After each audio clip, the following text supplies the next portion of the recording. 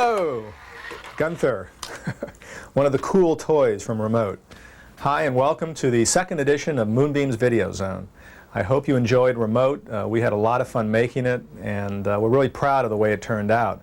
You know, Prehysteria, our first feature film on the Moonbeam label, has been one of the most successful feature films ever to be released directly to home video. It did real well, and it really proved that there's a big audience out there, you guys, who enjoy fantasy family films. And of course, that's our mission. We have 6 Moonbeam films we're going to be making this year. After Remote, we're making a film called Dragon World, which is being shot in England. It's being directed by the same guy who directed Remote, Ted Nicolau. And after Dragon World, there's a chance we may be making Prehysteria 2. We have another picture called Zone Crusaders. We have another film called Micropolis, The Shrunken City. Anyway, I hope you enjoy watching the behind the scenes of Remote. We're going to be bringing you an edition of Videozone after every Moonbeam film. We really feel that it'll be fun for you all to watch how these pictures actually get made. Interviews with the actors, the director, how the special effects are shot, and coming attractions of future Moonbeam films. So, of course, I'll be seeing you on the next edition of Moonbeam's Videozone.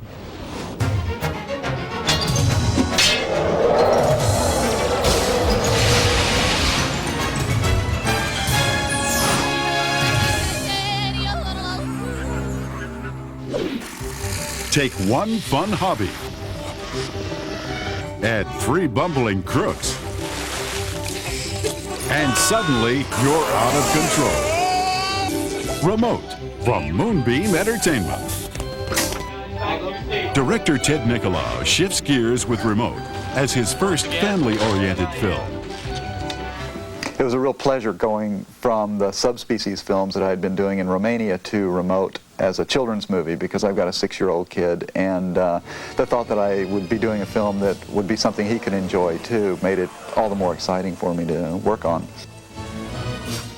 Creating an illusion is what filmmakers do best. When a suitable model home could not be found, a facade of the ideal home was built on a hilltop in Valencia, California. Ended up looking so realistic that people who were out in that area shopping for homes would sometimes stop by the set and inquire about the house, how much it was. And Keith Payson, our producer, would kind of lead them around the back and show them that it was basically just a false front. It was very interesting. The thing that was most fun about directing Remote was the ability to do a comedy, and a comedy that involves a lot of visual comedy. What the? Ow! You're gonna pay for that, Mason! Much of the comedy revolves around the pranks of Randy Mason, played by Chris Carrera, as he uses his remote-controlled toys to stop the villains. I think they're gonna like me beating up Richie and Delbert Lewis. That's the best part. When I shave his head is the best part. Jessica Bowman plays Judy, Randy's buddy and star pitcher, although she needed some help with her game. Well, I'm not a baseball player, so we had a coach come for an hour before the game and teach me how to pitch, because I had to strike someone out. I was sitting there like, take 1, take 2, until I finally got it, and that was fun. Are you shooting behind the scene? Oh, see, you're right. Rounding off the trio is Kenneth Brown as Jamal, the brainy scientist who may start a new trend. They're adult shorts, and they're so big, you know, he likes big clothes, you know, doesn't care what other people think about him, because that's what he likes. And he ties his shoelace around his shorts, because when he rides the bike, you know, it gets caught in the spokes. Let's do a rehearsal. Okay. Working with children was a challenge for Ted Nicolau, especially shooting the classroom scene. Okay, Chris.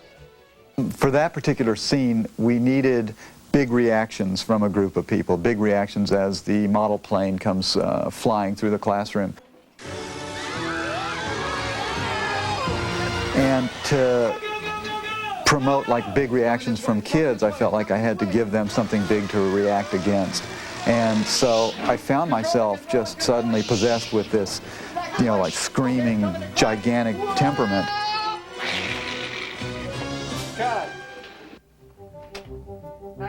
Joining the cast is a comedy team that Prehysteria fans might recognize. They're Tony Longo and Stuart Fratkin as the inept cousins Louis and Richie. What happened was Tony and Stuart did such an outstanding job in Prehysteria that they were presented to me as a possibility for the two bumbling crooks in Remote. And I saw them on film and thought that they were actually a very funny comedy team together. Here's Stuart Fratkin, who doesn't do interviews because of his mime background. Ask me, Charlie Band's the greatest guy in the world. He brought us back. I think it's the first time two guys are ever doing movies that aren't sequels. Attack? What is this, your idea of a joke? No, you were right the first time. That's attack. Part of their success on screen is a carryover of their off-screen antics, and Tony really let go in the bean scene. I knew basically when, that the scene called for him to go down and start cleaning up the mess. And then he suggested, hey, why don't I eat the beans? So he scrubbed the floor very clean and then dumped the beans down on it. I guess it just possessed him all at once to start dunking the Twinkie and mixing it all together. And all of us on the set were just holding back from dying laughing as he did it.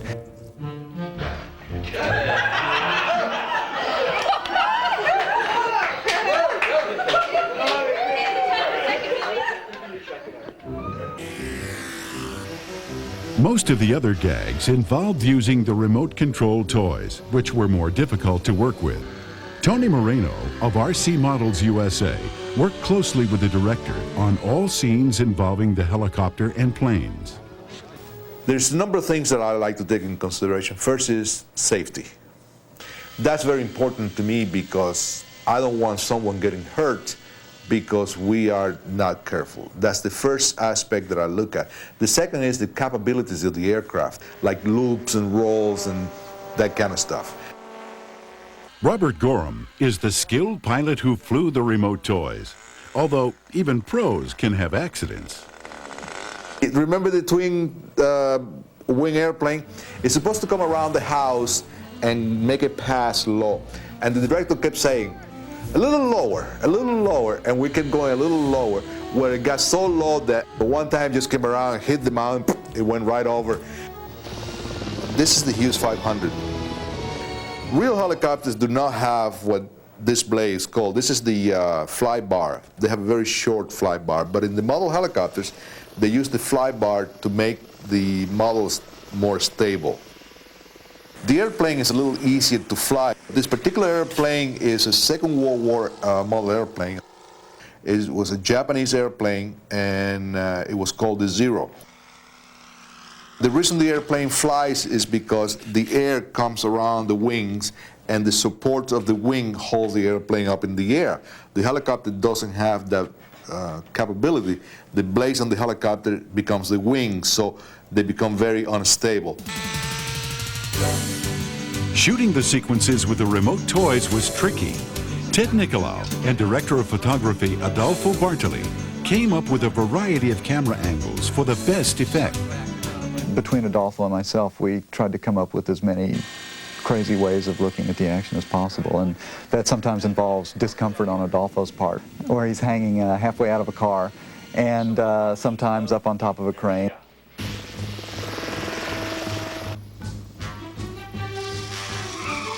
Working with the remote-controlled cars presented a different sort of challenge, as special effects supervisor Michael Deep explains.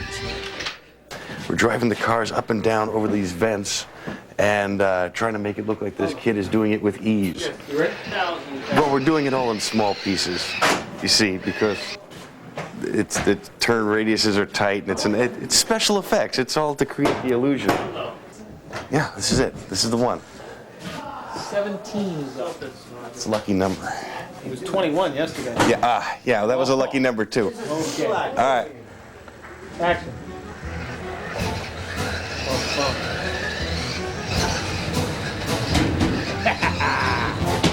I told you it was the one. Look at that. By hook or by crook, it's up to Randy and his toys to flip, battle, and roll his way to safety.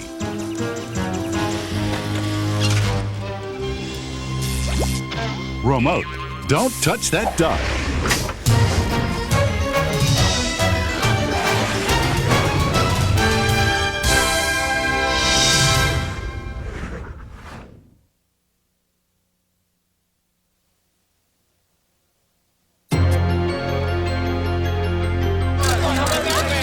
Can you give us a hint? It's from the centuries. Cold, very cold, Bob. Bigger than a breadbasket? Maybe. Is it fish or fowl? Ooh, you getting warm there, Helen? Life takes strange little turns. And once you think you've seen it all, kids, you ain't seen nothing yet.